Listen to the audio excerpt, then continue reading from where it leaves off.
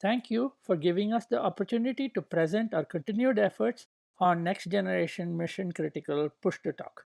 The aim of the project is to provide efficient, flexible, and resilient push to talk services for first responders.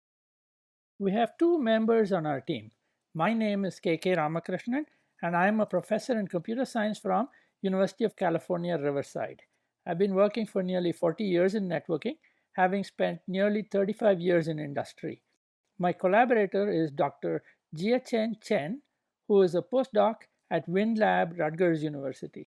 Our common research interest is to enable powerful and convenient mission-critical communications for first responders. Our enhancements to the basic MCPTT include a number of innovations. First, we allow messages to be stored and replayed. When a receiver cannot hear the message clearly, he or she can replay it instead of asking the sender to repeat. Second, we allow first responders to pause a conversation to focus on other work and come back to the conversation later. Third, we allow first responders to push and talk without the need to wait for the floor. The application will serialize the speech at the receiver. This is particularly useful with communication paths having long delays like satellite links. We have also enhanced the application with other capabilities like text-to-speech and speech-to-text, overriding for emergency calls, support for geolocation to aid the dispatching process, etc. We got a chance to demonstrate our application and had several first responders try our application in their training exercises at Disaster City at Texas A&M University earlier this year. We got a lot of good feedback from them. They believe that the new features would save a lot of effort in communicating and will help them focus on their work. They also told us that it is very desirable to enable these features in infrastructure-less environments or where there is only intermittent connectivity to the rest of the network, be it cellular or the internet. As it happens frequently, for example, in forest fire missions and search and rescue missions in the aftermath of a disaster. Therefore, we have been devoting our efforts to extend the capabilities of our application for both infrastructure supported and infrastructure less environments and allow a smooth transition between these different environments and use case scenarios. Most importantly, in the last 6 months, we've added the ability to have device-to-device communication among first responders. Thus, they can communicate even when there is no infrastructure available, such as in a disaster, or maybe only one person has a satellite phone, but it allows all the other first responders in the vicinity to use D2D communication to get to that satellite link for exchanging messages. In the past 6 months, we've been making major upgrades to both the platform and the user interface based on the feedback we received from first responders when they tried our application. The main focus of our upgrade is to provide support for infrastructure-less environments. For this, the immediate issue we faced was the intermittent connectivity with D2D communications like Bluetooth, Wi-Fi Direct, or LTE Direct. Traditionally, MCPTT requires all the communicating parties to be in a synchronous call. We must therefore provide delay tolerance by breaking up the content of a voice call into messages so that each push release sequence generates a message. The messages will be delivered when the user's device has connectivity. Another obvious benefit is that we can send without needing to take the floor. The message will be delivered immediately whenever there is bandwidth, and the application on the receiver side will help with serializing the speech. To provide first responders with a view of the interactions within a context, we created the notion of communication sessions. They stay in a session or switch among sessions as needed. Since we store the messages, even when the receiver is currently not in the session related to that message, he or she can come back to the session and re-listen to it. Of course, emergency messages will be able to override the session boundary and get played immediately. Whenever delivering messages, the store and play solution that is used in many non-PTT applications is not efficient when first responders are in a connected environment. They need immediate real-time interactive communication. This is why we do not have a pure download and play approach. Instead, we chunk up the audio and deliver and play the short audio clips of each chunk to give a real-time interactive communications experience while taking full advantage of packetized communications. Of course, this makes a pure delay tolerant solution difficult to handle efficiently since we are now sending and receiving a lot of small message chunks. For example, this makes the communication from a shelter over a satellite link difficult. To get the best of both worlds, that is D2D, and a server based solution, we start from a server based solution for normal communication, which provides efficient real time message delivery. When users have intermittent connections, we pre-build a store and forward mechanism, and therefore, whenever a connection is available, a complete message can be delivered. To allow for range extension with D2D communications, we provide a forwarding mode where a user can forward messages on behalf of another. We allow multi-hop forwarding, forming a tree rooted at the server.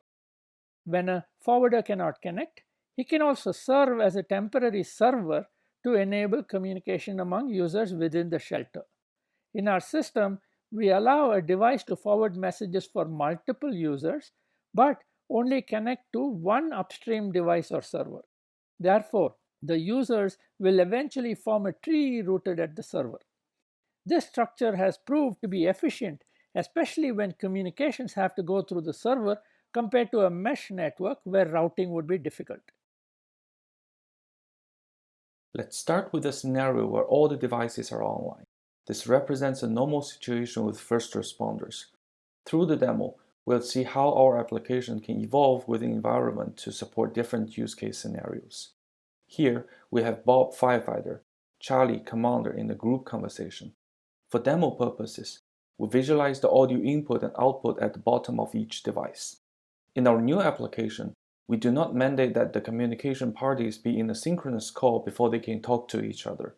However, when they're both in the same conversation like Bob and Charlie are, they can just push and talk, like before. Have you heard that next-gen MCPTT is upgrading their platform? Yes, they are trying to support PTT with D2D capabilities. You can see that the voices are delivered in about real time so that Bob and Charlie can feel that they're still using the traditional PTT application. Since we do not mandate that the users communicate synchronously in a group call, Alice, Firefighter, can communicate with David to deal with some emergency matters while Bob and Charlie continue to talk to the group. Our application stores the messages and gives an indication to Alice saying that she has unread messages in other conversations. When she finishes the discussion with David, she can switch to other conversations. Here, we show all the conversations Alice has. At the end of each conversation name, we put an icon to indicate the number of unread messages. The conversations are ordered based on the time of last message so that the most recent conversations are always listed on the top. Alice can also pin some important conversations on the top. For example, she now has David pinned. Let's unpin David and pin Ed instead. Now Alice decides to join the call with Bob and Charlie. The messages she has missed will be played automatically one after another. She can join the conversation without missing any information. Have you heard that next-gen MCPTT is upgrading their platform? Yes, they are trying to support PTT with D2D capabilities. I believe the D2D capabilities will help us a lot.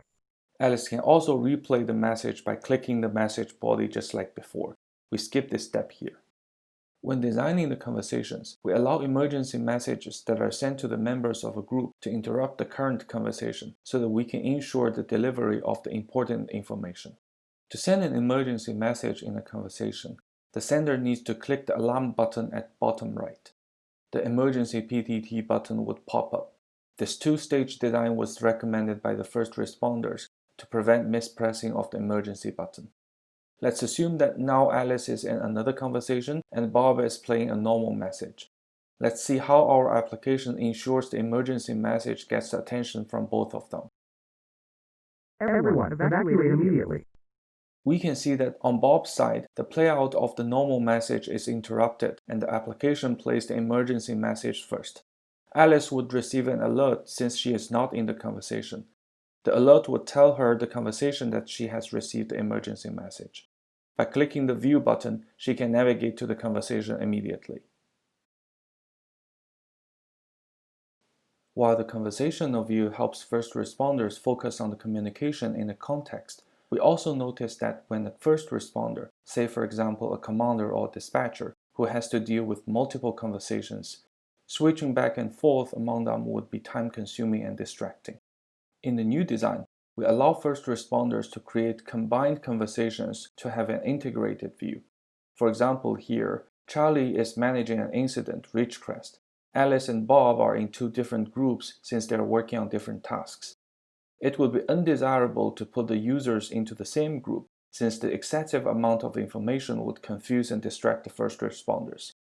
So Charlie creates a combined conversation with the two groups in it. Alice reporting from the search team. Bob reporting from the firefighting team. We can see that all the messages exchanged in the group are shown in the integrated view.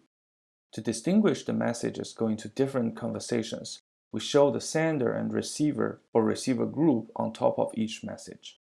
Charlie can also choose to reply to a group by selecting the group name and then push to talk. Search team, extend your search to the tree line in the west area. Firefighting team, watch for any open flames from the buildings. Now, let's assume that Alice is in an environment with intermittent connectivity. This is our connection management page. We'll talk about the functionalities on this page later. For now, we see that Alice is currently connected to our server. For demo purposes, we now manually disconnect Alice from the server.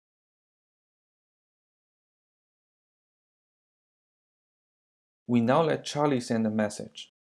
Please let me know your current location and your ETA. We can see that Alice cannot receive it since she is not connected. However, the message is buffered on our server and waits to be delivered when Alice gets back online. Now let's connect Alice back to the server. Please let me know your current location and your ETA. You can see that the message is played immediately when the connection is established. Similarly, we also allow the sender to be offline when sending a message. Let's assume that Alice is offline again. Now Alice replies with a message. I'm in East Village. My ETA is 10 minutes. We can see that our application cannot send a message out since Alice is offline, but the application stores the pending message. Later, let's assume that Alice comes back online since she has just moved to an area with internet connectivity. I'm in East Village. My ETA is 10 minutes. We realize that since the messages from Alice was not delivered immediately, it is difficult for Charlie to determine the real ETA of Alice in this scenario, because of the transmission time may be different from when she spoke. To address this, we also indicate the time each message is recorded in the message header. Based on this information, Charlie can easily determine the ETA of Alice. Now, let's assume that Alice goes to a harsher environment where she does not have internet connection at all. However, she has a nearby colleague, Bob, who happens to have internet connectivity via LTE or a carefully managed satellite connection. In this case, Alice can request Bob to forward the messages back and forth. The channel between Alice and Bob can be established using Wi-Fi Direct, Bluetooth, or even a local area network. Here, we first use local area network as an example. Now the application on Bob has seen that it is responsible for Alice. It would also notify the server that the messages to Alice would be sent to Bob instead. The situation has stabilized. I don't have an internet connection, but Bob's doing the forwarding for me. Great. Please give me another report in an hour. We see that users can communicate just as if Alice is connected directly to the server. Similarly, we also support Bluetooth connections.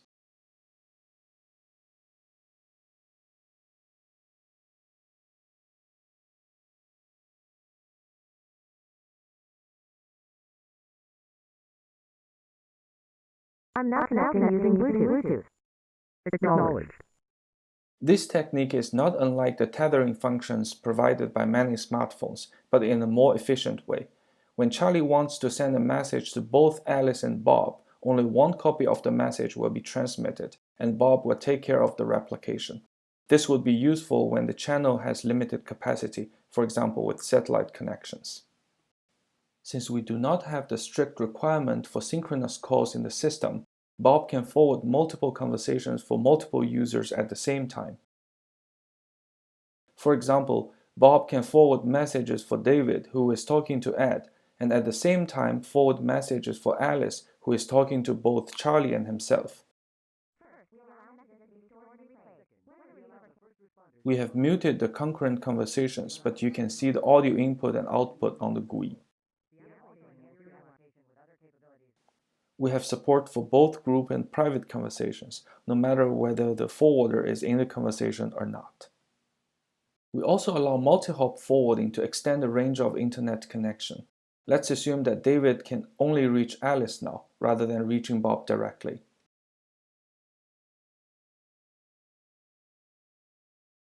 Bob will see that he is forwarding for both Alice and David, but via Alice. Now David wants to speak to Ed. Both Alice and Bob will forward the message for him. I'm a bit far away now, and I am using multi-hop forwarding. Good. Please search the area carefully.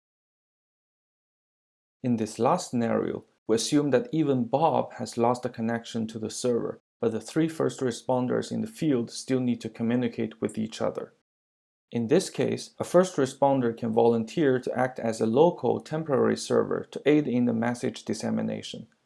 Now, we let Bob be the local server.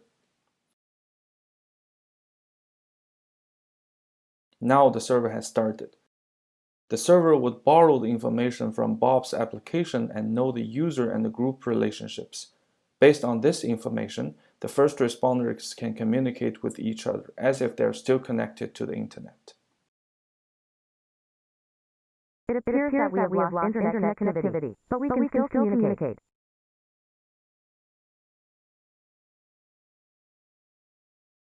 I think Charlie might arrive in an hour.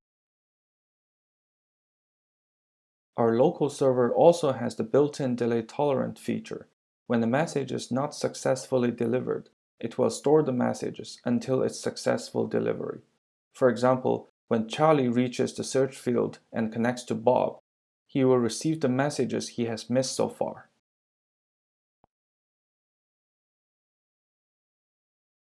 It appears that we have lost internet connectivity, but we can still communicate.